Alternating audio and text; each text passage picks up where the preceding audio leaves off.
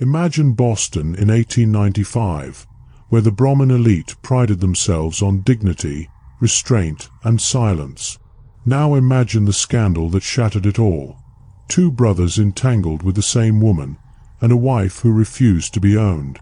This is the story that made headlines, broke reputations, and left a city whispering for decades. And before we open the first page, tell me, where are you watching from? Drop it below. I want to see how far this story travels. Boston, 1895. The air in Beacon Hill held the usual crispness of autumn, leaves burning gold and rust in the neat rows of maples, but beneath the charm of the season lay the uneasy stirrings of scandal. The Brahmin elite of the city prided themselves on restraint, on breeding, on maintaining a veneer of propriety that had outlasted war, depression, and the endless march of immigrants into their neighborhoods. Yet in the halls of one prominent family, the Whitmores, there was a matter that threatened to stain their name with whispers so persistent that even the thickest velvet draperies could not muffle them. The Whitmore brothers were the sort of men the city had long admired. Charles, the elder by 4 years, carried himself with a scholar's composure, glasses balanced on the bridge of his nose, his speech precise, his manners austere. He had studied law at Harvard, returned to Boston, and inherited both the family's townhouse on Mount Vernon Street and the gravity of its reputation. Thomas, the younger, was of a different spirit, restless, charming, quick to laugh, and quicker still to gamble, to drink, to spend. Where Charles exuded discipline, Thomas embodied appetite. They had grown up under the same roof, the sons of a merchant father who built a fortune in shipping before ill health confined him to an early grave.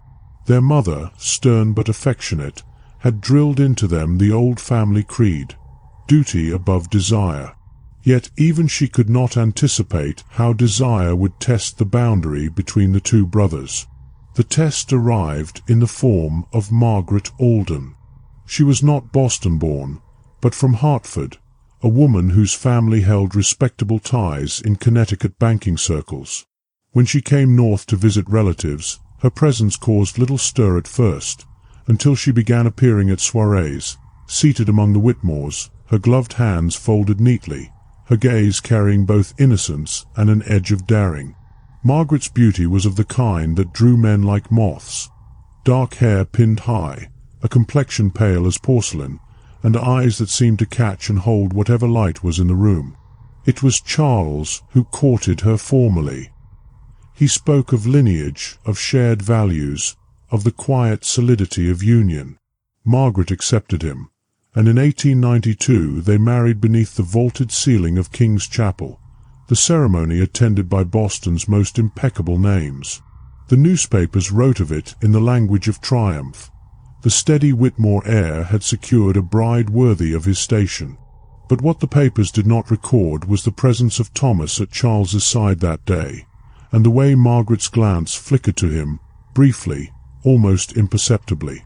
Nor did they note how Thomas visited the townhouse more frequently afterward, lingering over port with his brother, his laughter rising up through the stairwell where Margaret sat listening.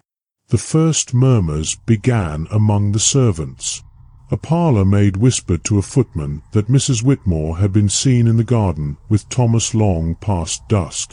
A cook muttered that Thomas's boots were left by the back door at unusual hours. None dared speak openly to Charles, whose severity could quell an entire household with a single word. Yet rumours, once seeded, have a way of growing in the shadows. In the drawing-rooms of Beacon Hill, where gossip circulated like a second currency, questions arose. Why did Mrs. Whitmore attend the opera with both brothers? Why was Thomas's hand so often at her elbow when they entered the Tremont Theatre? And why, after only 2 years of marriage, did Charles appear older, wearier, as though bearing a private burden?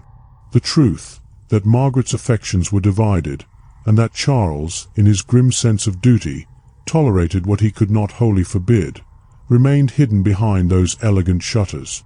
But the city's elite was skilled in detecting the tremors beneath polished surfaces. By the autumn of 1895, the Whitmore's name was no longer spoken with the same unblemished reverence. In November, the scandal broke wider. A letter, misplaced or stolen, was said to contain words written in Margaret's hand to Thomas, words of endearment too intimate to be mistaken. Who first saw the letter? No one could later agree. Some said it was a dismissed servant seeking revenge. Others insisted a rival family leaked it. Regardless, its existence gave substance to the whispers. Boston society, ever eager for scandal that confirmed its own moral vigilance, seized upon the revelation. The Whitmores were suddenly the subject of speculation at every tea table, every clubroom, every Sunday promenade along Commonwealth Avenue. For all their standing, for all their restraint, the Brahmin elite could not shield themselves from fascination with the forbidden. A wife shared, a household compromised, brothers divided not by fortune but by love. And so the scandal of the Whitmore brothers began to take on the shape that would haunt Boston through the close of the century. A tale of loyalty and betrayal, of propriety strained to its limits, and of passion that refused to be bound by the rules of blood or marriage. The Whitmore townhouse on Mount Vernon Street stood as a symbol of Bostonian permanence. Its brick facade, elegant yet severe, gave no outward sign of the unrest brewing within its walls. From the street, it looked much like any of its neighbors. Tall windows draped with heavy curtains, wrought iron railings polished to a gleam, gas lamps burning with steady light. Yet to those who crossed its threshold, the atmosphere was charged, as though the very air carried an unspoken secret. Margaret, now 27, had learned the rhythms of her household with precision.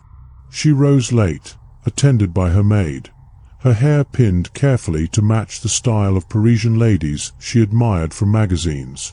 Afternoons were spent in visits or hosting acquaintances, and evenings in the parlor where music, conversation, and candlelight smoothed over the unease. To her peers, she was the picture of refinement, an elegant hostess, a dutiful wife. But Margaret herself felt suspended between two men, each offering a different mirror of her desires. Charles, her husband, embodied Boston's traditions. He was measured, cautious, protective of appearances, forever reminding her of obligations to family and society. In his gaze, she felt the weight of expectation, the silent demand that she preserve the Whitmore dignity at any cost. Yet when he touched her, it was with restraint, as if affection itself needed to be tempered by duty. Margaret admired his steadiness, but her heart longed for something less controlled, more consuming. That consuming force came from Thomas. His presence filled the townhouse with energy. He had a talent for dissolving the gravity of a room. His jokes, his anecdotes from the racetrack, his ability to coax laughter even from Margaret's most reserved friends. Where Charles withdrew into law books and documents, Thomas drew Margaret into whispers, shared glances, fleeting touches when no one was watching. She told herself at first it was innocent, that affection for her husband naturally extended toward his brother. But by 1894, innocence had dissolved into something neither she nor Thomas could deny. The first time they crossed the threshold into betrayal was on a winter night when snow pressed against the windows and Charles was away in Cambridge on legal business. The fire had burned low, the lamps cast soft halos across the parlor, and Margaret found herself standing too close to Thomas. Words blurred, distance closed, and the kiss came, swift, hungry, inevitable. From that night onward, they lived in a tension that grew with each clandestine encounter. Charles was not blind. He noted the glances, the hushed silences when he entered a room, the charged air between his wife and brother. He told himself that suspicion was unbecoming of a gentleman, that Margaret's fidelity was secure, that Thomas's frivolity was merely that, frivolity. Yet beneath his restraint, unease festered. He began staying longer at his law office, burying himself in contracts and briefs to avoid the silence at home. Boston's social circles, meanwhile, sharpened their tongues.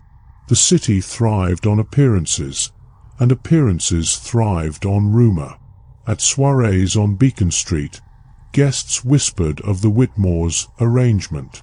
At the Somerset Club, men spoke more bluntly, wagering whether the elder brother tolerated what the younger enjoyed.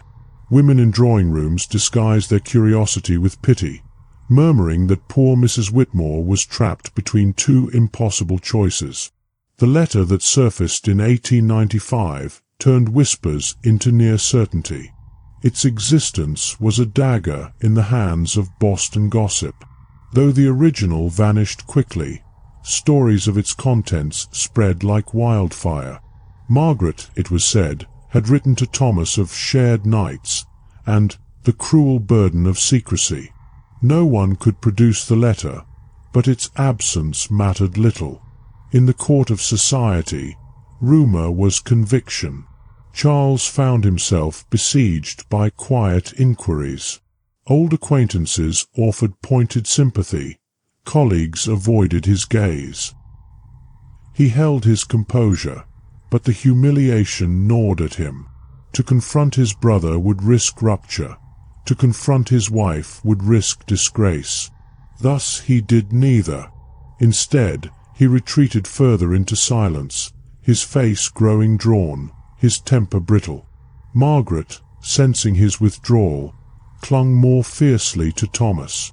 For her, the scandalous love was not merely rebellion but escape, a rejection of Boston's suffocating codes, a claim to passion in a world that demanded sacrifice.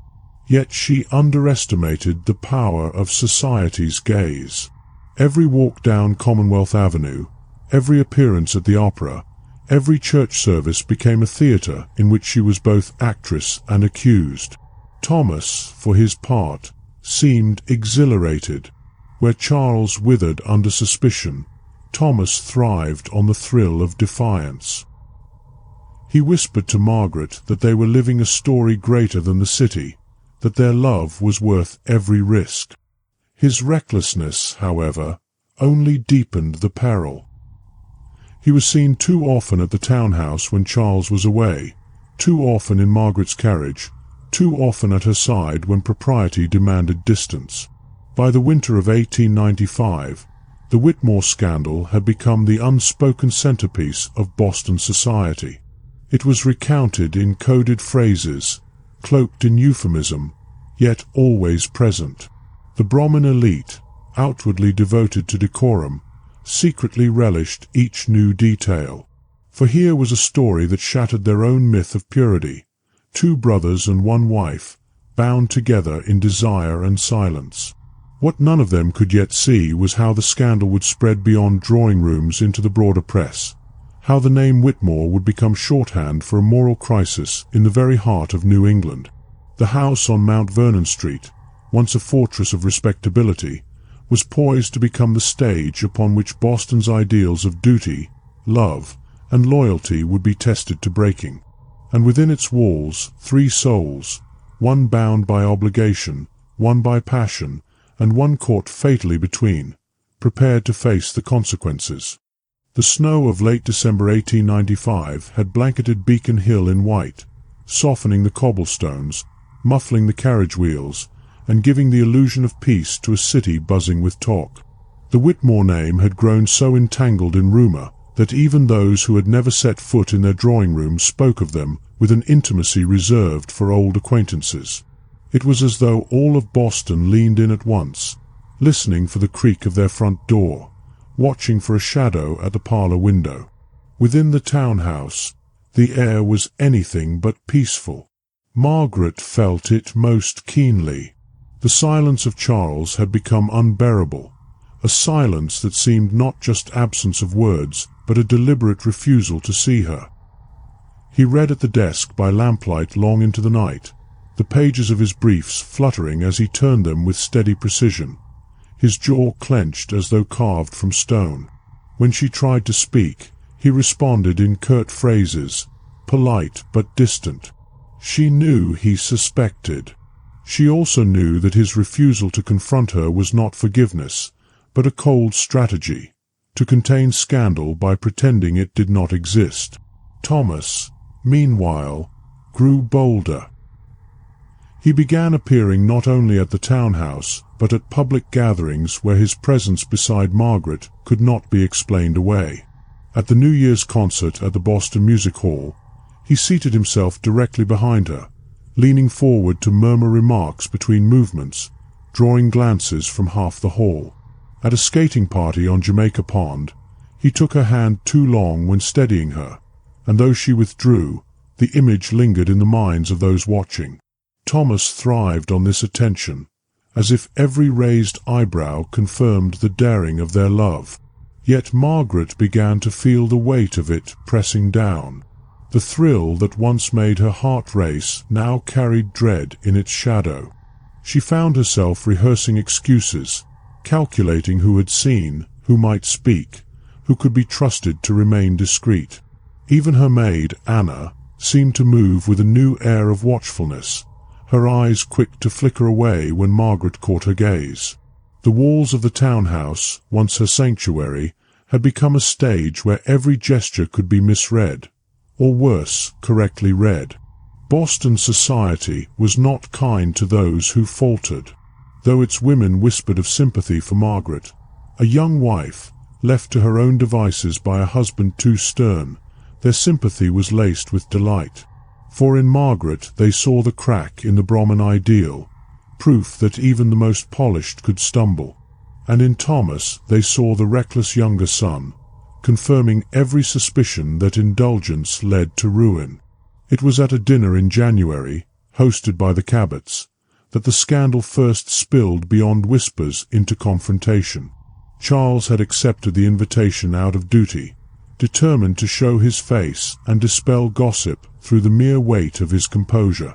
Margaret, dressed in silk the colour of pale rose, entered on his arm with the practised grace of a woman who knew she was being measured against rumour. Across the room Thomas appeared, uninvited, or at least unexpectedly, greeting acquaintances with easy warmth.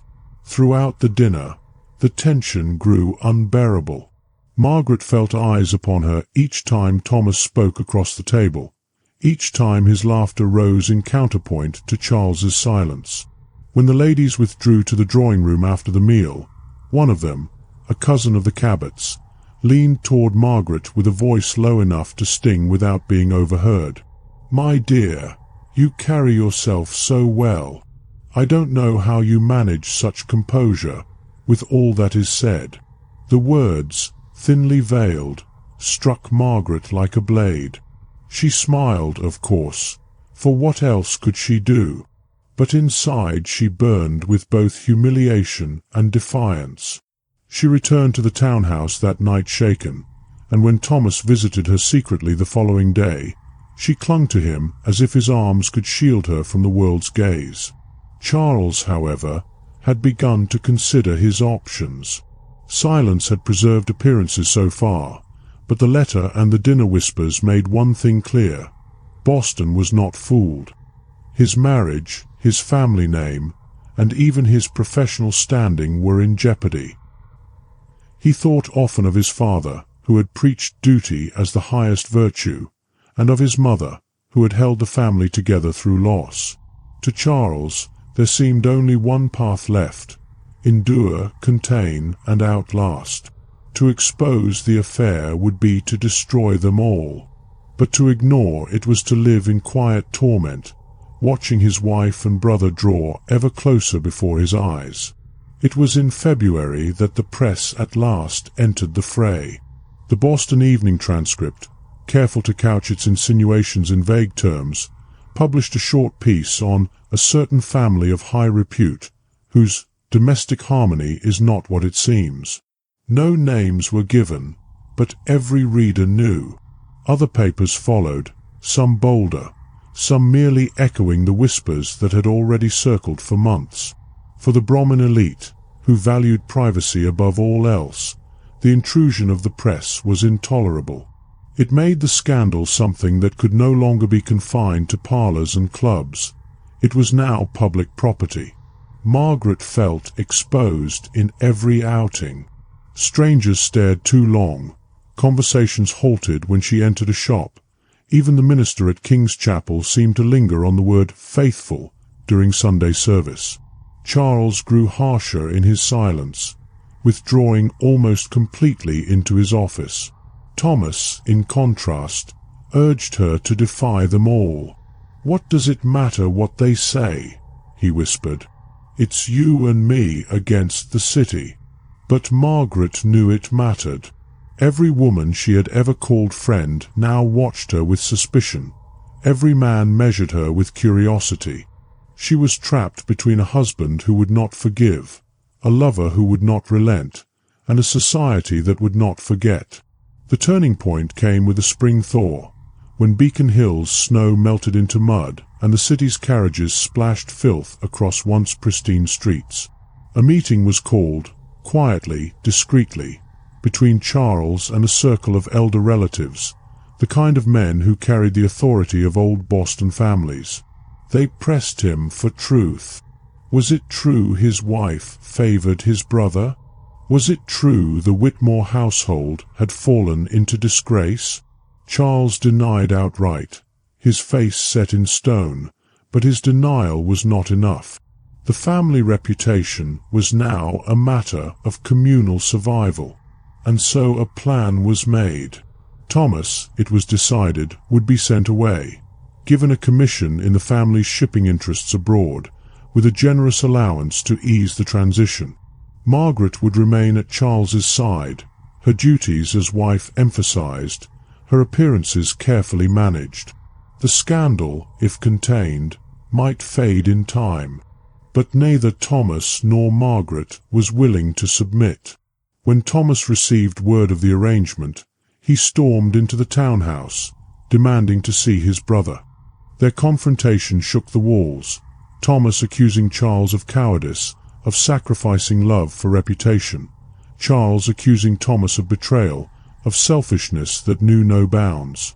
Margaret, caught between them, wept openly for the first time since the affair began. That night, after the shouting had faded and Charles retreated to his study, Margaret and Thomas made a decision. If Boston would not allow them to exist within its rules, then they would carve a life outside them. They began to speak in hurried whispers of escape, of leaving Boston altogether, of vanishing into a new city where their names were unknown. But such plans were dangerous, for nothing inflames scandal like flight, and in a city as tightly woven as Boston, escape was not easily won. The thaw of 1896 brought with it no relief for the Whitmores, only a sharpening of the divisions within their household. What had once been the quiet unease of suspicion had now become open fracture. The brothers could no longer sit at the same table without words curdling into accusation, and Margaret lived suspended in the crossfire, her heart and her reputation caught between their opposing wills. Charles had always believed in the discipline of silence, in containing matters until time smoothed them over. But silence had failed him. His colleagues at the bar regarded him with a reserve he had never known before. Judges who once treated him with respect now offered cool nods, as though even the law itself questioned his household's integrity. He withdrew further into work, drafting documents with a severity that left ink blots like bruises on the page. Thomas, in contrast, seemed only to thrive under the storm. He spoke openly, if carefully, of his disdain for Boston's hypocrisy. In the taverns near Scollay Square, he hinted to companions of a love so daring it defied convention. He let slip just enough to tantalize, never enough to condemn outright. To Margaret, he whispered of escape. New York, perhaps, or even farther, to Europe, where American reputations mattered little and passion might be lived openly. Margaret listened, torn between longing and dread. Each day she remained in the townhouse felt like suffocation. The watchful eyes of servants, the strained silence of her husband, the city's whispers pressing through the walls. Yet the thought of abandoning everything, the house, her place in society, even the fragile remnants of her marriage, terrified her. She had been raised to believe that a woman's worth lay in her station, her alliances, her respectability. Could she cast it all aside for Thomas's reckless promise of freedom? The question pressed hardest in March, when a second letter surfaced. This one did not vanish. It was intercepted by a relative, an uncle of the Whitmores, who, suspecting impropriety, had taken it upon himself to monitor Thomas's comings and goings. The letter, written in Margaret's hand, spoke not of love in general terms, but of precise moments, of the night in the parlour when the snow muffled the world outside, of the way your hand steadied mine when I thought I might fall. It was evidence not only of affection, but of intimacy that could not be excused. The uncle, grim-faced, brought it directly to Charles. For Charles, the letter was confirmation of what he had fought to deny. His silence could no longer shield him. He read the lines over and over, each word striking with the force of betrayal. Yet when he confronted Margaret, his anger was not thunderous but cold, measured. "You have shamed this house," he said, his voice low. "You have shamed me, and you have bound yourself to my brother in a way no vow can undo."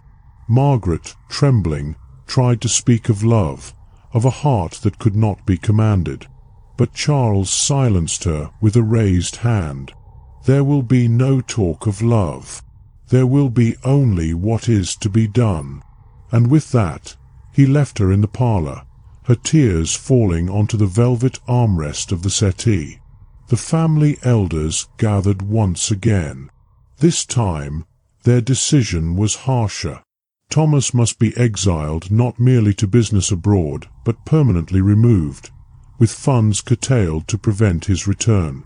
Margaret must either publicly recommit to Charles, through church attendance, through social gatherings, through visible displays of marital unity, or she would face separation, her allowance stripped, her reputation destroyed. The plan, cold and merciless, was designed not for the happiness of the three, but for the preservation of the Whitmore name. Thomas, when informed, erupted in fury. He declared that he would not be cast aside like a black sheep, that he and Margaret would leave Boston of their own accord. He begged Margaret to join him, painting visions of freedom, the bustling streets of Paris, the cafes of New York, the anonymity of Chicago. He promised her laughter, nights without fear, a life unshackled from Brahmin codes. Margaret wavered. She could see the promise in his eyes, but she could also hear the echo of her mother's voice, warning that a woman without station was a woman adrift. To choose Thomas was to abandon not only her husband, but the very fabric of respectability that had clothed her since birth. Charles, in his quiet determination, moved quickly. He arranged through discreet channels for Thomas's passage to London, presenting it not as a choice, but as an inevitability. He threatened to cut him off entirely, to use the family's influence to ensure he found no footing in Boston society. "Go," he told him, his voice flat. "If you care at all for her, you will leave and take the scandal with you." But Thomas was not a man to bow to threats. Instead, he visited Margaret one final time in the townhouse garden, where the first crocuses of spring had begun to push through the soil. There, beneath the bare branches of the elm trees, he pressed her to choose. "Come with me," he pleaded. "Tonight, tomorrow, whenever you can. We'll go before they cage us both. Do you want to live in a prison forever? Or do you want to live, truly live?" Margaret's heart raced. In that moment, the garden felt like the edge of a precipice. One step into passion and exile, the other into duty and silence. She did not answer him then. Instead, she wept, clutching his hand as though it might vanish if she let go. Thomas kissed her once, fiercely, and swore he would not leave without her. From an upstairs window, unseen, Charles watched. His face was a mask, but inside him roiled a storm of humiliation, rage, and despair. The very foundation of his world, his marriage, his family, his identity as a Whitmore, was crumbling before his eyes. And Boston, ever eager for a story that blended moral outrage with fascination, waited to see what would happen when a wife, a husband, and a brother could no longer maintain their fragile balance. Spring in Boston was usually a season of renewal. The common filled with children released from the confines of winter. Carriages rolled down Beacon Street with windows opened at last to the fresh air, and the Charles River glittered with the first boats of the season. Yet for the Whitmores, spring 1896 was a season of reckoning. The city's gossip had hardened into certainty. No one asked any more whether Margaret and Thomas shared more than familial affection. It was simply assumed. The only question, whispered behind fans and across cigars, was when the scandal would explode publicly. For the Brahmin elite, the Whitmore household had become a moral spectacle, a test of whether old Boston's ideals could withstand such a visible rupture. Inside the townhouse, tension vibrated through every corridor. Servants moved with cautious silence, aware that each overheard remark might fuel another rumor. Margaret drifted between rooms like a figure trapped in a portrait, elegant, composed, yet shadowed by exhaustion. Charles maintained his cold distance, his gaze fixed on papers that blurred before his eyes. Thomas came and went in defiance of all warnings, his presence like a storm pressing against the windows. The family elders pressed harder. The plan to exile Thomas was finalized. Passage booked, funds arranged, business opportunities abroad quietly secured. All that remained was his departure. Yet Thomas resisted with the obstinacy of a man who had tied his very identity to defiance. Each day he delayed, each visit he made to Margaret, each refusal to yield tightened the noose of scandal. Margaret herself stood at the center of every choice, yet felt powerless. Each side demanded a decision of her.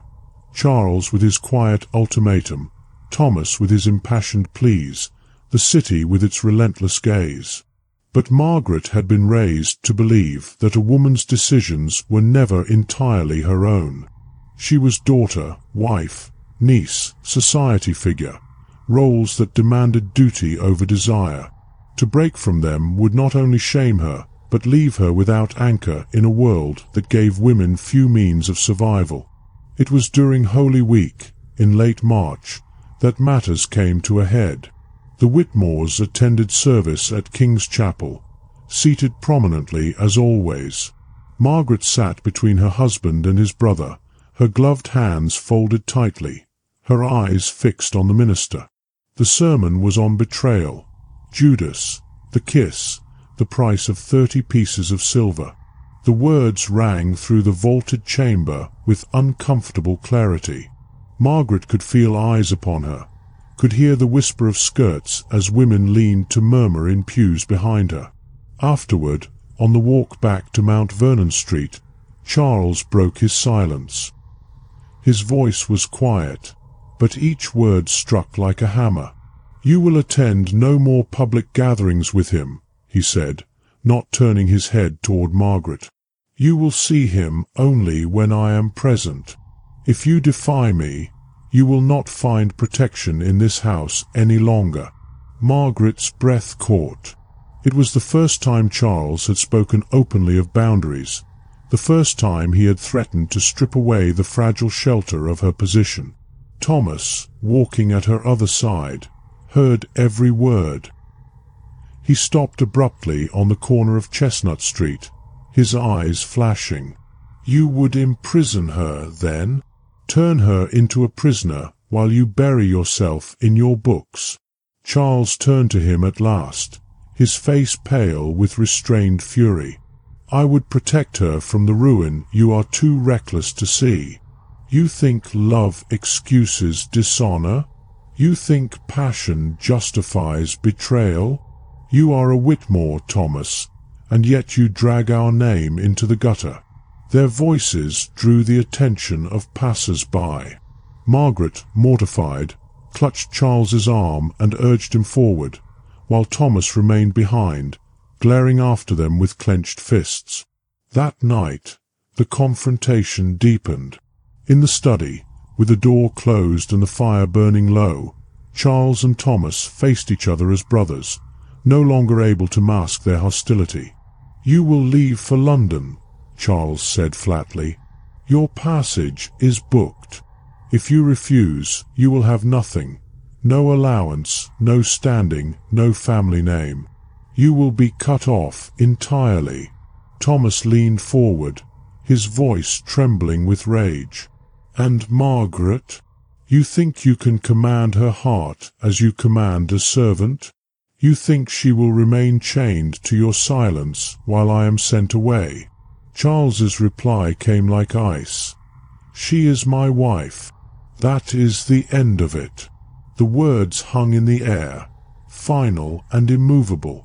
But Margaret, listening from the corridor where the door stood ajar, heard not resolution but a line drawn in blood. For the first time, she understood that this conflict would not end with exile or silence alone. One of them, husband or brother, would force her hand.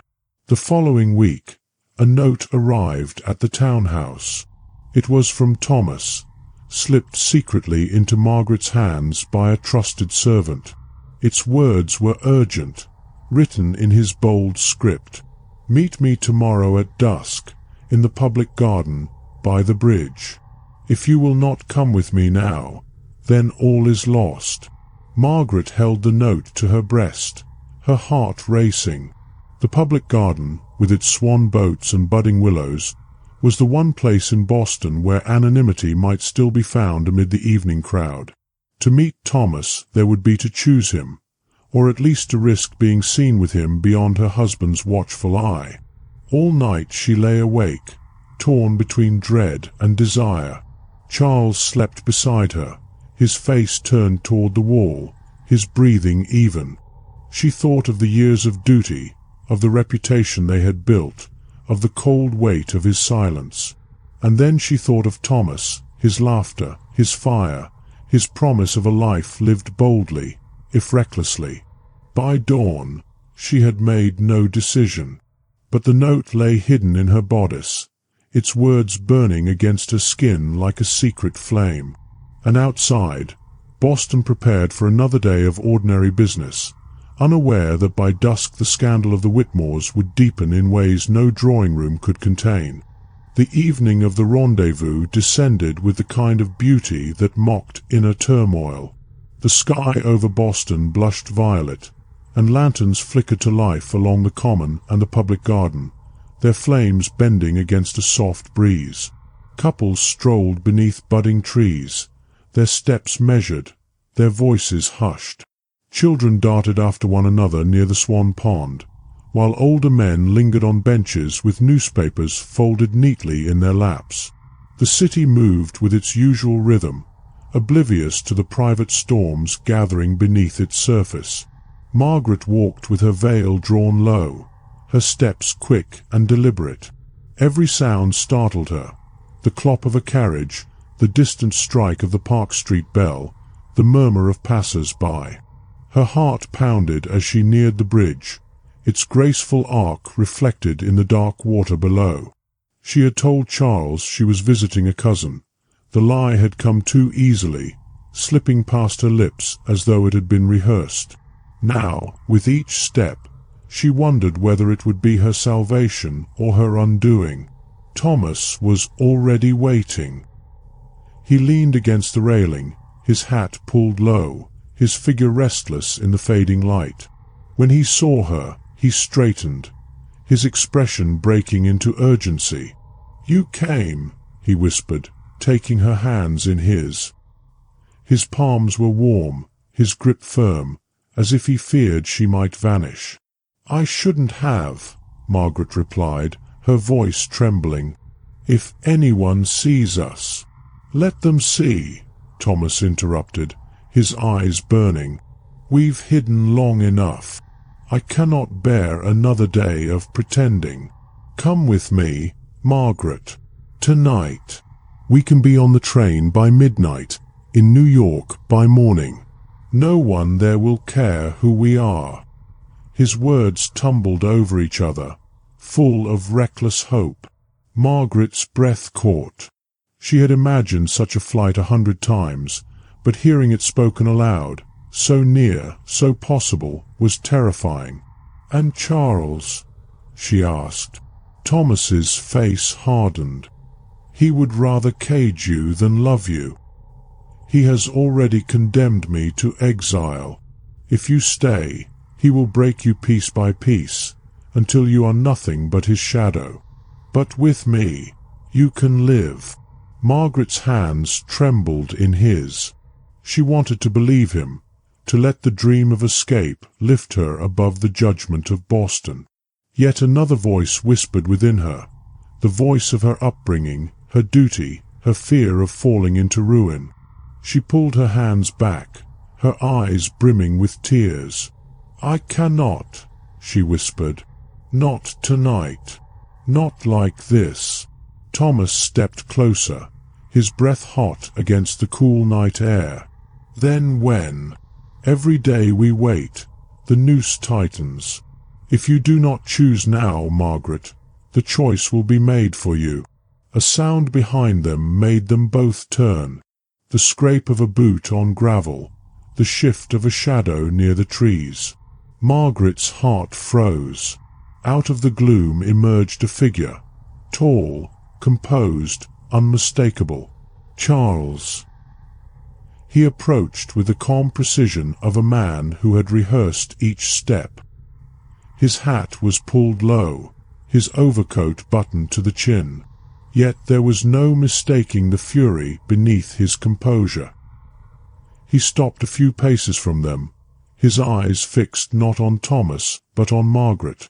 "So this is where you spend your evenings," he said, his voice quiet, almost conversational. "Among swan boats and whispers." Margaret's breath caught, her body rigid. "Charles, He raised a hand. "No excuses. I have heard them all in silence. I came to see with my own eyes what the city already knows." Thomas moved between them, his jaw set. "If you came to shame her, you'll have to shame me as well. She has nothing to answer for, only I." Charles's gaze flicked to his brother, icy and unflinching. "You mistake me, Thomas. I did not come to shame you. I came to end this." The words hung in the air, heavier than the tolling of the evening bell. Margaret looked from one brother to the other, her pulse racing. Around them, the garden continued as if nothing had shifted. Laughter of children, rustle of dresses, the creak of the bridge beneath quiet footsteps. Yet for the three standing at its heart, the world had narrowed to a single point of crisis. Thomas squared his shoulders. "Then end it, Charles. But do not think you can command her heart as you command your law books. She is not your property. She is mine as much as yours." Margaret gasped, torn between terror and indignation. Charles's face paled, then hardened further, his lips pressed into a line of steel. "Yours," he repeated. "No, brother. She is my wife, and by law, by vow, by every principle that holds this city together, she will remain so. You will leave Boston, or I will see you ruined beyond repair." Thomas took a step forward, his voice rising. "Then ruin me, but I will not abandon her. I would sooner die than live a life without her." The words cut the night open. A passerby glanced their way, sensing tension, but quickly moved on. Margaret's hands clutched her shawl, her whole body trembling. She felt herself on the edge of collapse, caught between two forces pulling her in opposite directions. Charles turned his gaze to her once more, his voice quieter now but edged with pain. "Margaret, tell him you are my wife, and that this madness ends tonight." Thomas seized her arm, desperate. "No, tell him you choose me. Tell him now, before he cages you forever." Margaret's lips parted, but no sound came. Her heart pounded so loudly she thought the whole garden must hear it. The bridge beneath her seemed to sway. She was no longer a woman of leisure, of dinners and concerts and drawing-room gossip. She was a woman pressed against the edge of fate, her entire future hanging on a single word. And Boston, though it could not yet see the scene unfolding beneath the lamplight of the public garden, would soon feel its consequences ripple outward, through drawing-rooms, through newspapers, through every circle that had whispered the Whitmore name. The brothers waited, their eyes locked on her, their breaths shallow. One demanded duty, the other demanded passion. And Margaret, her voice at last breaking through her tears, prepared to answer. The moment stretched like a taut string ready to snap.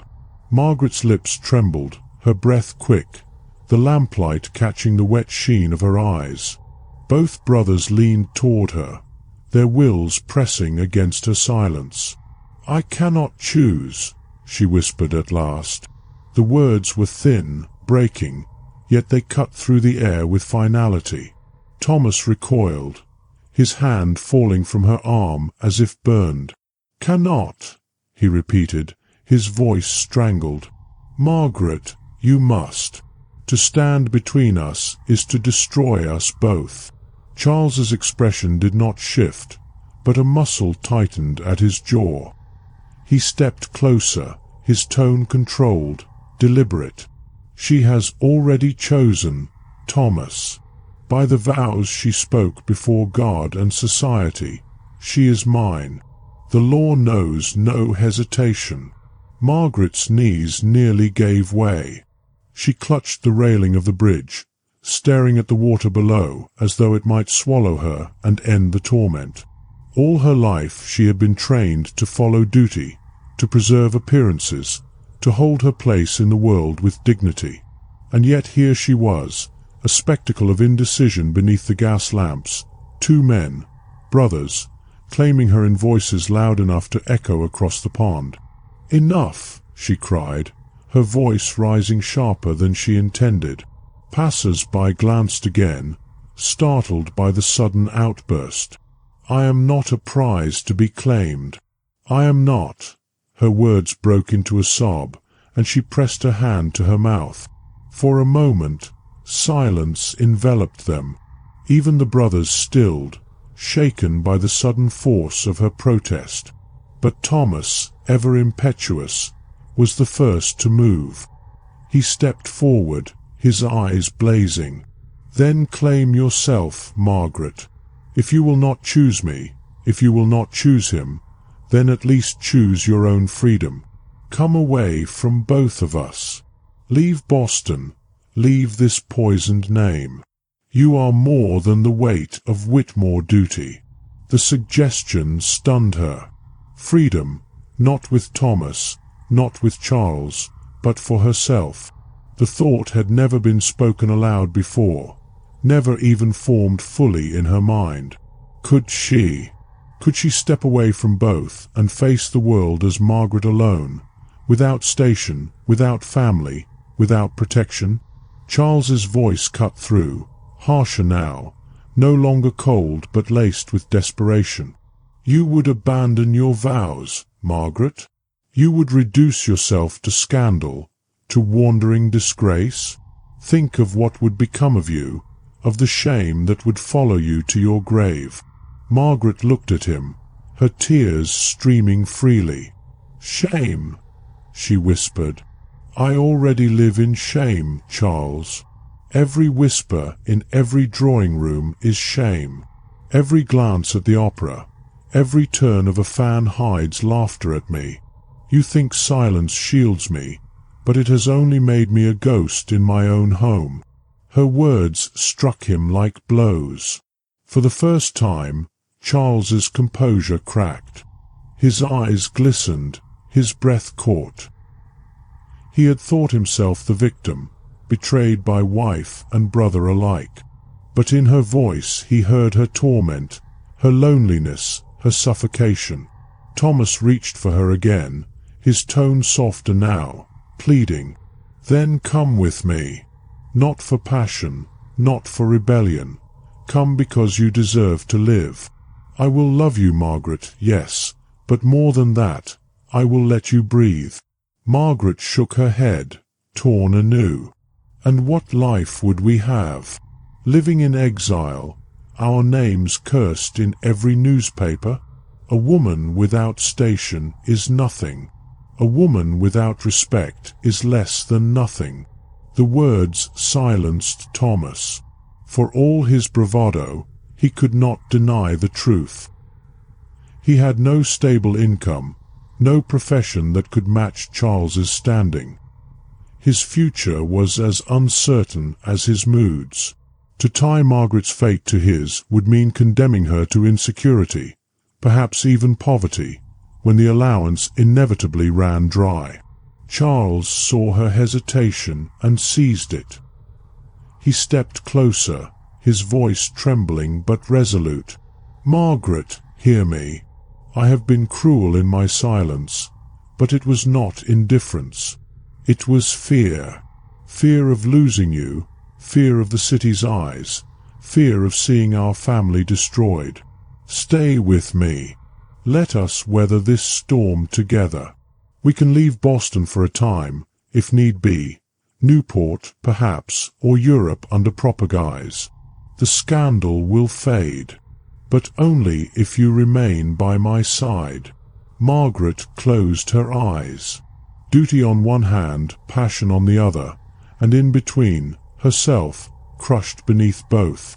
She longed for a world where she might walk free of their claims, yet Boston was no such world. Here, a woman could not stand alone without falling into ruin. At last she spoke, her voice low, broken. "I cannot run away with you, Thomas, and I cannot live in silence with you, Charles. You ask me to choose between ruin and suffocation. I cannot. I will not." With that, she turned and fled across the bridge, her skirts sweeping behind her, her figure vanishing into the lamp-lit paths of the garden. The brothers stood frozen, watching her go. The space between them filled with something darker than anger, heavier than grief, the realization that neither had won, and that both had lost. Thomas cursed under his breath, slamming his fist against the railing. "You see what your chains have done," he spat. Charles said nothing.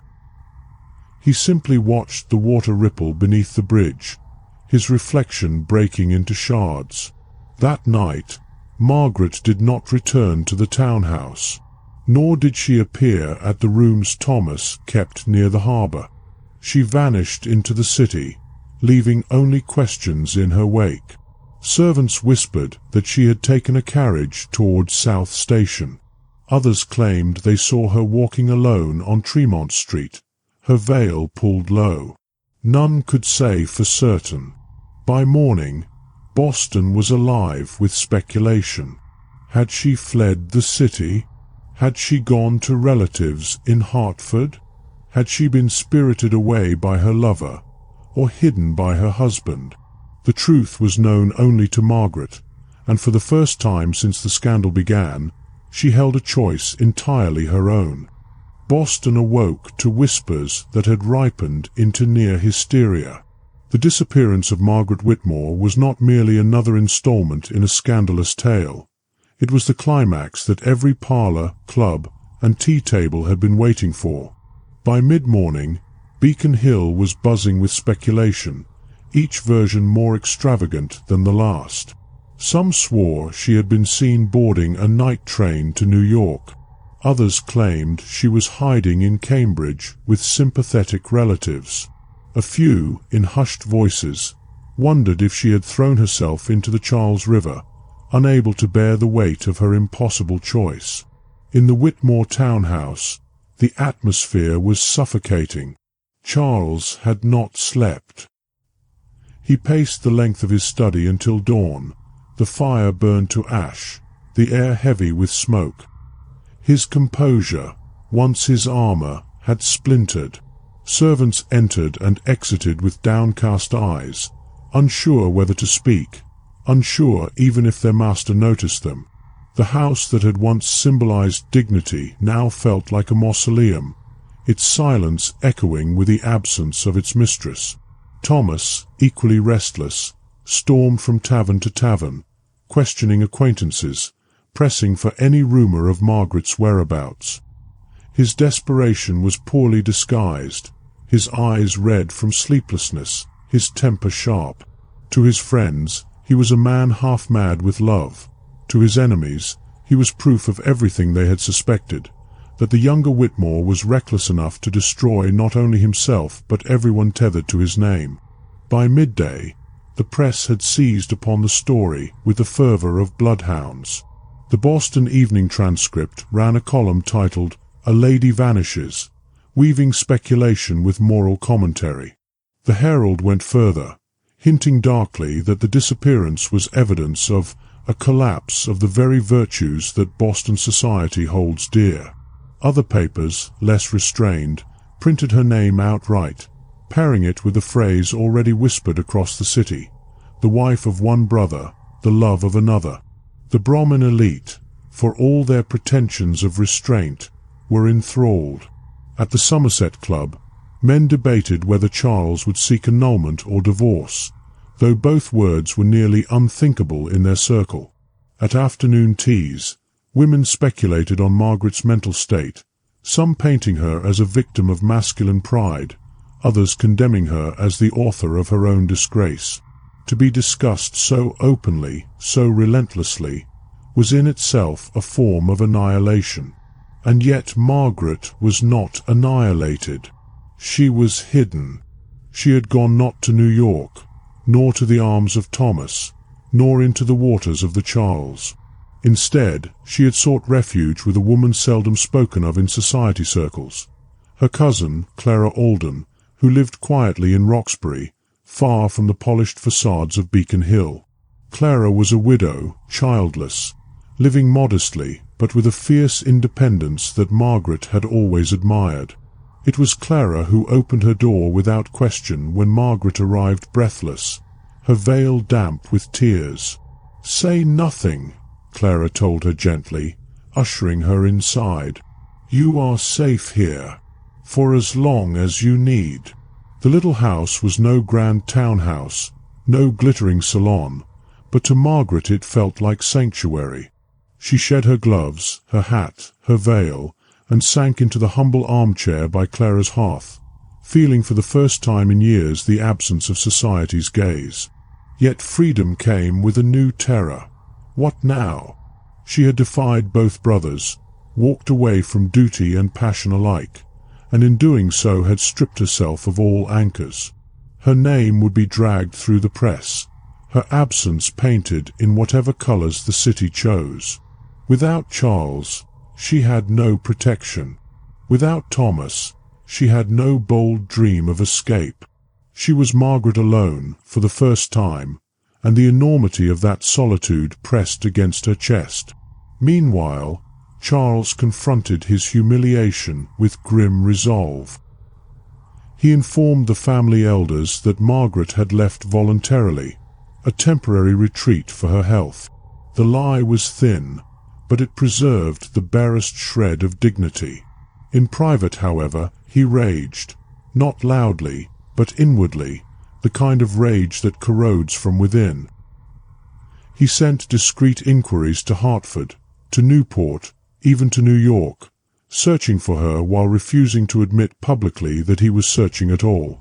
His pride would not allow it. Thomas, by contrast, made no attempt at concealment. He shouted his questions in taverns, pressed coins into the hands of coachmen, even confronted acquaintances in the streets of Beacon Hill. His desperation fed the scandal, and the scandal fed his desperation. By the end of the week, he was spoken of as a man unhinged, his name sullied beyond repair.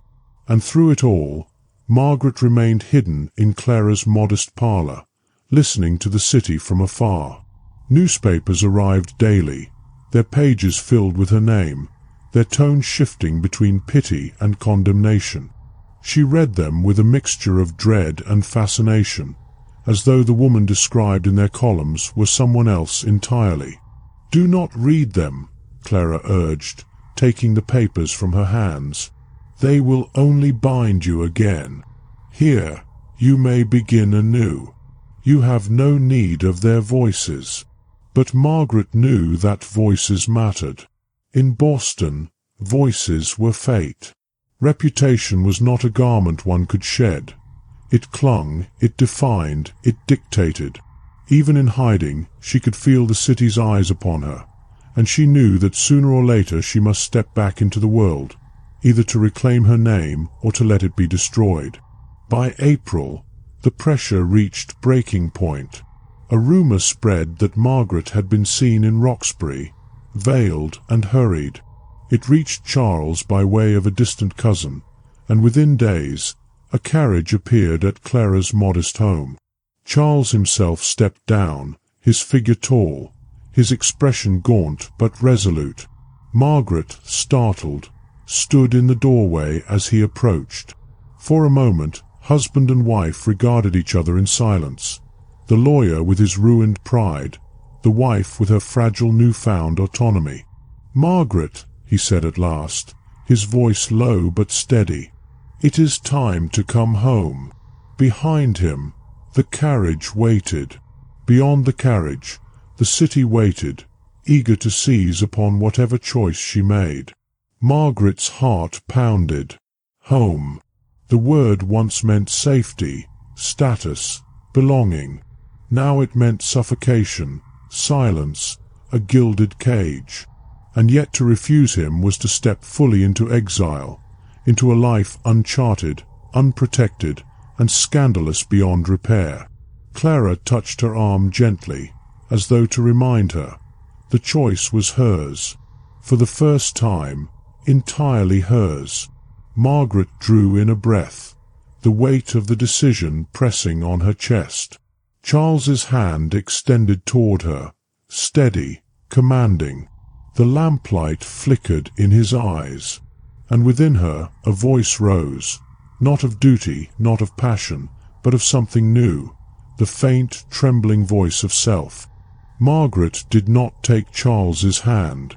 She stood in the doorway of Clara's modest house, her figure framed by the warm glow of the hearth behind her, her husband looming in the shadows outside with a carriage that symbolized the entire weight of Boston propriety. "Home," she repeated, her voice quiet but edged with resolve. "You mean your home, your rules, your silence, your shame. That is not my home, Charles. Not any more." For a moment, Charles faltered. His hand, still outstretched, did not tremble, but the confidence behind it dimmed. He had expected resistance, perhaps tears, perhaps pleading, but not this. Not Margaret speaking with a firmness that denied both him and his brother. "You do not understand," he said, his voice tightening. "The longer you stay away, the more vicious the city becomes. Already the papers hint at things unspeakable. Our name is being dragged through the gutter. Do you think they will stop? Do you think they will tire of you?" "I know they will not tire," Margaret replied. Her eyes glistened in the lamplight, but she did not look away. "But they will not own me, Charles. Neither they nor you. If I go back now, I will spend the rest of my life as a prisoner to their judgment. I would rather be their scandal than their ghost." Clara, silent until now, stepped forward, her hand resting protectively on Margaret's shoulder. "She is safe here," she said firmly. "She has made her choice. You cannot command her as you do your clients, Charles." Charles's eyes narrowed, the muscles of his face tightening as if to contain a flood of words. But he said nothing. He only lowered his hand, slowly, deliberately, as though conceding a battle but not the war. "You believe you can build a life outside of this circle," he said at last, his voice colder, harder. "But you cannot. Society will not forget. Every door will close to you, every invitation rescinded. You will have no friends, no safety, no future." Margaret's reply came swiftly, without hesitation. "Then I will make my own future. Even if it is built from nothing, it will be mine." The words struck him more deeply than any insult Thomas had ever hurled. For a moment, Charles looked almost fragile, his tall figure shadowed, his pride fractured. Without another word, he turned, descended the steps, and climbed into the waiting carriage. The horses shifted, the driver snapped his reins, and within moments the carriage disappeared down the darkened street, leaving only the echo of hooves fading into the night. Margaret sank into Clara's armchair, her body trembling as though it had withstood a storm. Her cousin knelt beside her, clasping her hands. "You were brave," Clara whispered, "braver than you know." But Margaret felt no triumph. She felt hollow, unmoored, as though she had stepped off a precipice into a world without ground. She had defied her husband, yes, and in doing so had claimed a sliver of herself. But at what cost? The answer revealed itself in the days that followed. Boston was merciless. The newspapers, denied the reconciliation they had anticipated, sharpened their pens.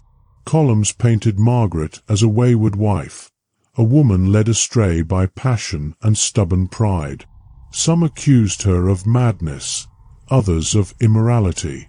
The name Whitmore became a byword for scandal, whispered with smirks at dinners and dissected in drawing rooms with a mixture of horror and glee. Thomas, already ruined in reputation, leaned into his disgrace. He drank more heavily, spoke more rashly, and made no effort to defend himself. He was seen stumbling through the South End, muttering her name, daring anyone to challenge his love. Friends turned away, creditors closed in.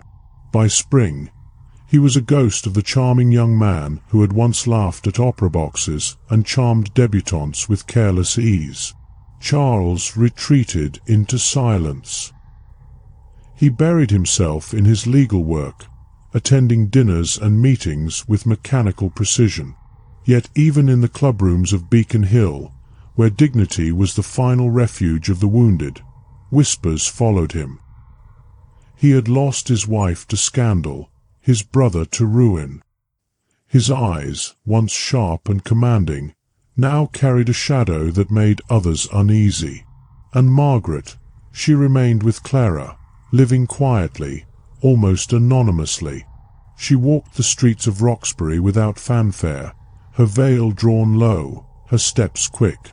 Neighbours regarded her with curiosity, but Clara's reputation shielded her from intrusion.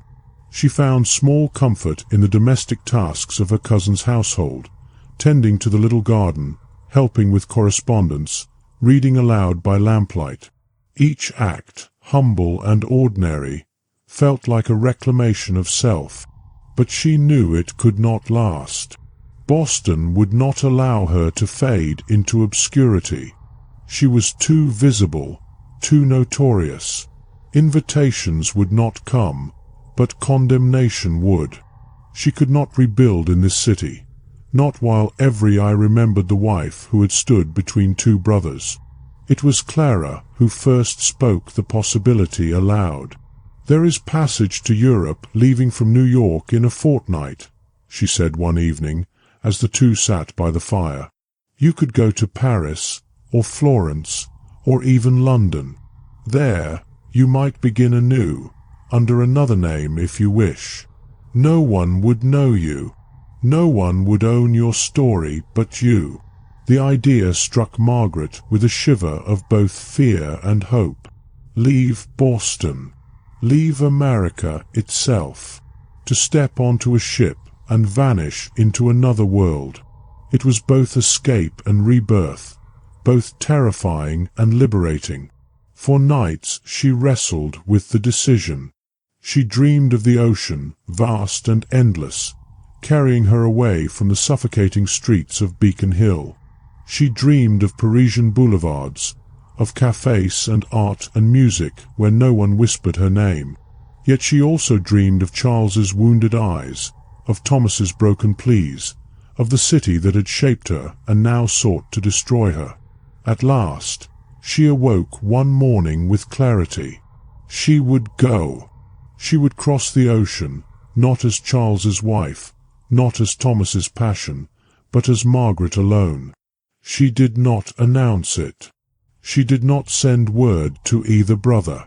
She told only Clara, who nodded gravely and promised to help her arrange the passage. And so, under a pale dawn sky in late spring, Margaret Whitmore, once the toast of Boston society, once the jewel in the crown of Beacon Hill, boarded a train bound for New York, her heart pounding with fear and exhilaration. She carried a modest trunk, a veil drawn low, and within her, for the first time, the faint but steady flame of a life that was hers alone. Behind her, Boston buzzed with the scandal she left in her wake. Ahead of her, the Atlantic stretched wide and unknowable. Margaret did not look back. The steamship rocked gently in the harbor, its chimneys exhaling dark plumes into the dawn sky.